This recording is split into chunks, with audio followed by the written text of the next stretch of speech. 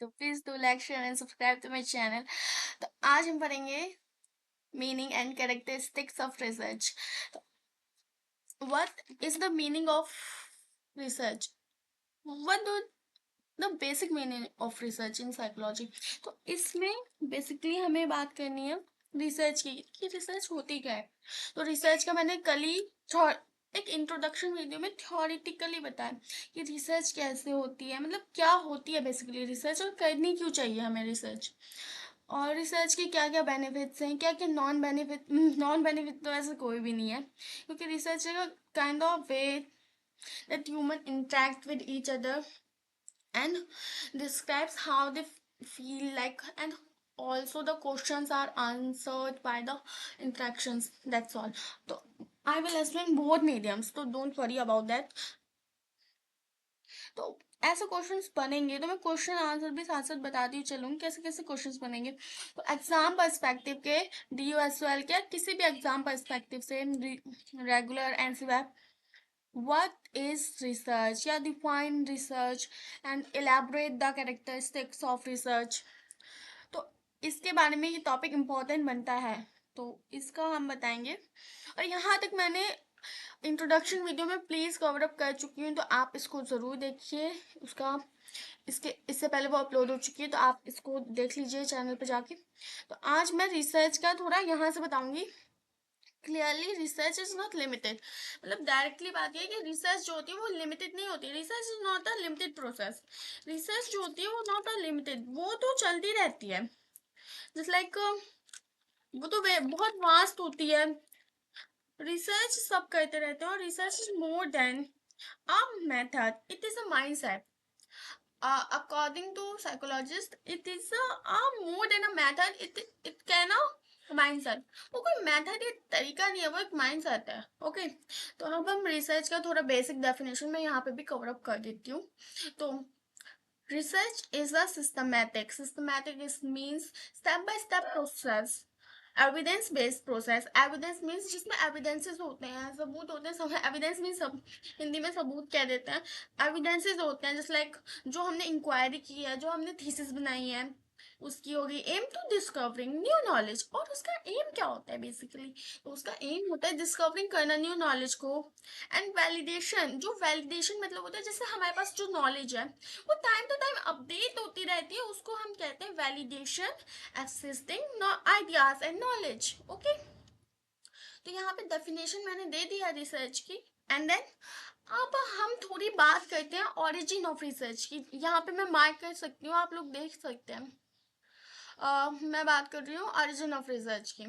तो origin of research अब ये आ सकता है, मतलब फिलिप्स वगैरह में भी पूछा जा सकता है ना, अगर आते हैं एग्जाम्स में ऑब्जेक्टिव क्वेश्चंस, तो मैं बता देती हूँ।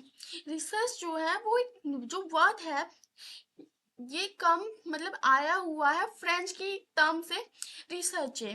रिसर्चे का मतलब क्या होता है आप पूछेंगे, तो मैम आप पूछेंगे मैम रिसर्चे का मतलब क्या है? तो रिसर्चे का मतलब होता है टू सर्च। रिसर्च है, ये दोनों री अलग है, सर्च अलग है। तो री का मतलब होता है दोबारा, है ना, और सर्च का मतलब होता है ढूंढना। तो रिसर्च का मतलब होता है टू सर्च या टू ट्रैवल थ्रू, है ना। तो ये हाईलाइट क्या करता है रिसर्च वर्क? ये हाईलाइट करता है ना एक्सप्लोरेटरी नेचर। एक्सप्लोरेटरी नेचर का मतलब होता है कि क्या हम एक्सप्लोरेट करें, है ना। एक्सप्लोरेटरी नेचर को ये दिखाता है। एक्सप्लोरेटरी मीन्स कि क्या क्या हम फाइंड आउट करें, क्या क्या जाने। ओके, यहाँ पे लिखा भी हुआ है जस्ट लाइक आप लोग देख सकते हैं। Research is not just about collecting random fact. Research सिर्फ ये नहीं है कि हम कलेक्ट करें कुछ रैंडम से fact. Research is the meaning of inquiry. Research जो होती है वो डीप मीनिंग ऑफ इंक्वायरी होती है। क्या होती है research? Research is the deep meaning of inquiry. Research, ये रेड में मार्क कर रही हूँ, इम्पोर्टेंट लाइन है। Research is the meaning of inquiry. Research is गहन मीनिंग है इंक्वायरी करने का। वन दैट आस्क क्वेश्चंस, जिसमें कोई क्वेश्चन आस्क करता है तो दिख करता है उसमें, जस्ट लाइक बहुत गहन अध्ययन है वो। और आंसर्स का try to make sense for the complex world. और इसमें हम पूरी पूरी कोशिश करते हैं कि हम एक सेंस बनाए कॉम्प्लेक्स को, जो बहुत जटिल संसार है उसको लेके। तो इट्स नॉट अबाउट इजी, और ये आसान काम तो नहीं है कि हम रिसर्च करने बैठ जाएंगे तो about it's take very time, time तो लेती है हर चीज, बट इसके जो आउटकम्स होंगे वो भी बहुत अच्छे होंगे। तो it is not about easy, in fact it can be quite complex, जैसे कि मैंने बताया, एंड क्रिटिकल है, but it's also what driven की डिस्कवरी, इनोवेशन एंड प्रोग्रेस। ये हमारे लिए डिस्कवरी करेगी। डिस्कवरी मीन्स जिसमें खोज होगी, एक रिसर्चेस जो होती रहती हैं वो नई नई खोज होती हैं। अब मैं साइकोलॉजी एरिया की बात करूँ तो यहाँ पे भी बहुत गहन मानसिक तौर के अध्ययन की बात हो रही है। इनोवेशंस होती हैं, प्रोग्रेस होती है in psychology and many other fields. Research involves the objective, और रिसर्च का एक ऑब्जेक्टिव तो होगा ना। ऑब्जेक्टिव मीन्स जो मेन पर्पस है, जैसे हम कुछ भी काम करते हैं तो उसके पीछे हमारा एक ऑब्जेक्टिव होता है। तो रिसर्च को लेके भी हमारा एक मेन ऑब्जेक्टिव होगा। And systematic observation of people. अब मैं सिस्टमैटिक का मतलब बताया कि just like step by step हमें रिसर्च चलेगी। तो उसमें हम साइकोलॉजिकल रिसर्च की मैं बात करूँ तो हम ऑब्जर्व करेंगे पीपल को। जो भी हमारा लेट्स इमेजिन जो भी हमारा ऑब्जेक्टिव है, objective is a kind of a topic, okay. It's about very being careful, being fair, and keeping our personal biases out of the process. Through controlling observation and analysis, researchers record findings, spot patterns, and sometimes even develop theories that help to explain how things work.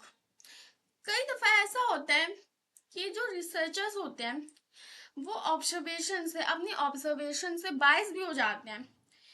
What do you mean by bias? बायस होने का मतलब होता है कि just like उनका ही, just like उनकी personal thought आ जाती है बीच में। कहते नहीं कि तुम्हारा ईगो आ रहा है, ego is a different sense. पता है साइकोलॉजी में ego means different sense.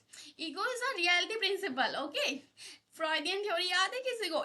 Ego super ego वाली, सॉरी मैं टॉपिक से बाहर जा रही हूँ, बट मैं यहाँ पे उसको बताना जरूरी था। एक हमारा खुद का भी पर्सपेक्टिव होती है, खुद की मतलब थॉट प्रोसेस होती है, वो बीच में आ जाती है। तो कुछ रिसर्चर्स बायस हो जाते हैं, तो हम उसकी बात करें। Through controlled observation analysis, research record findings, spot patterns, and sometimes even develop theories that help explain how things work. Therefore, scientist research may be defined as a systematic and empirical, and just like ये words जो मैं mark कर रही हूँ ना, ये keywords ले लीजिए आप, कि आपको आंसर राइटिंग करनी है या तो फिर आपको एकदम किसी को एक्सप्लेन करना है तो आप उसके सामने बोलिए कि psychology means, what do you mean by research in psychology? Research is a systematic and empirical analysis. आप ऐसे बोलेंगे ना तो जो आगे आपके सामने जिसने भी क्वेश्चन पुट अप किया हो तो वो आपसे जस्ट काइंड ऑफ कि हाँ ही और शी हैड द नॉलेज, है ना, तो that kind research of controlled observations which may lead to the development of theories, concepts, generationalizations, and principles, resulting in prediction and control of those activities that may have some cause-effect relationship.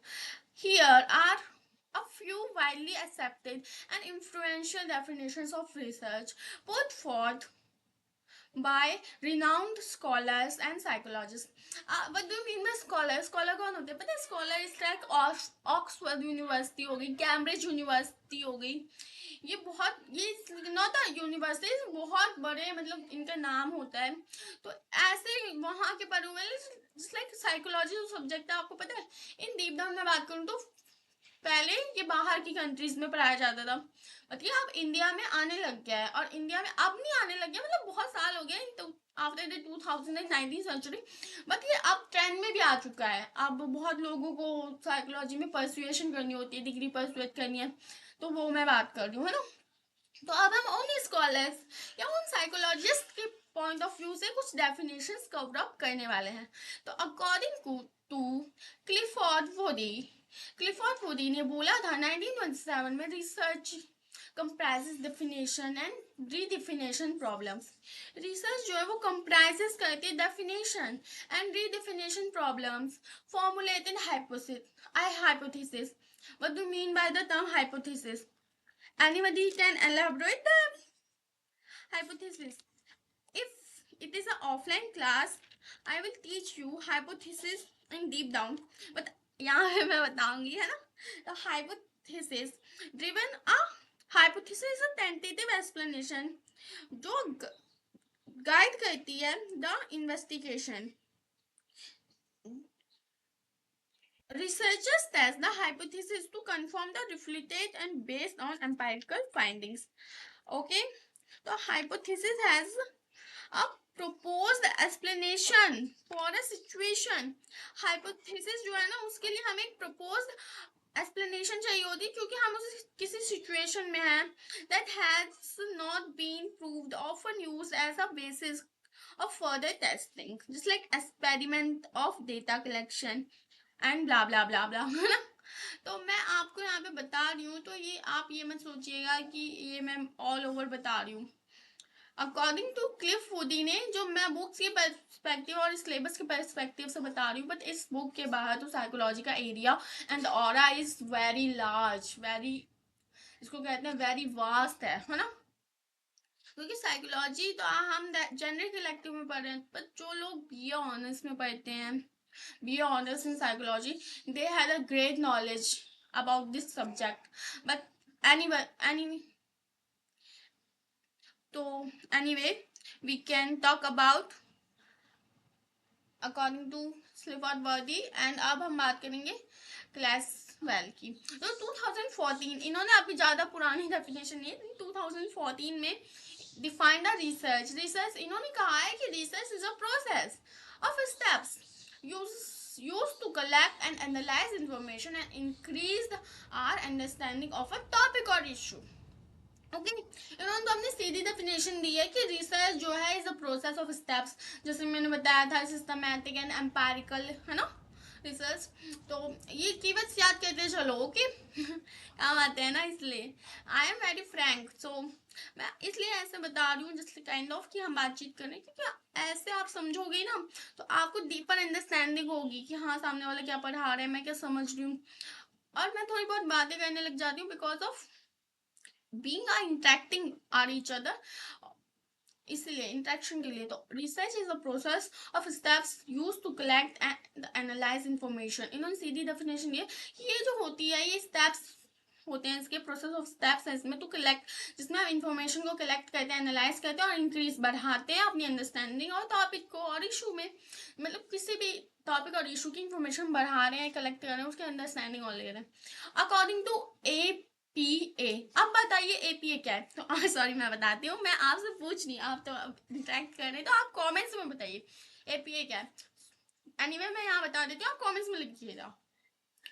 APA is a American Psychological Association. APA का American psychological association है. इसकी full form जो dictionary, उसकी dictionary, मतलब जो association है American psychological association, उसकी dictionary of psychology के हिसाब से 2023 में उन्होंने उसमें क्या लिखा हुआ है, research is a systematic objective. उनके अकॉर्डिंग जो रिसर्च है वो एक systematic, objective and controlled observation. Control यहाँ पे इसलिए आया क्योंकि हमारा उसमें नियंत्रण है. ऑब्जर्वेशन, हम क्या देखना चाह रहे हैं, क्या ऑब्जर्व करना चाह रहे हैं, and analysis phenomena carried by theory and hypothesis to discover general principles or laws. To further elaborate on the above perspective, the following points highlight some key characteristics of research in a clearer and more structured way. Okay, अब हम यहाँ से पढ़ेंगे, ये जो यहाँ से है, the following elaborate and more perspective, the following highlight characteristics. तो अब यहाँ से स्टार्ट हो चुका है characteristics of research.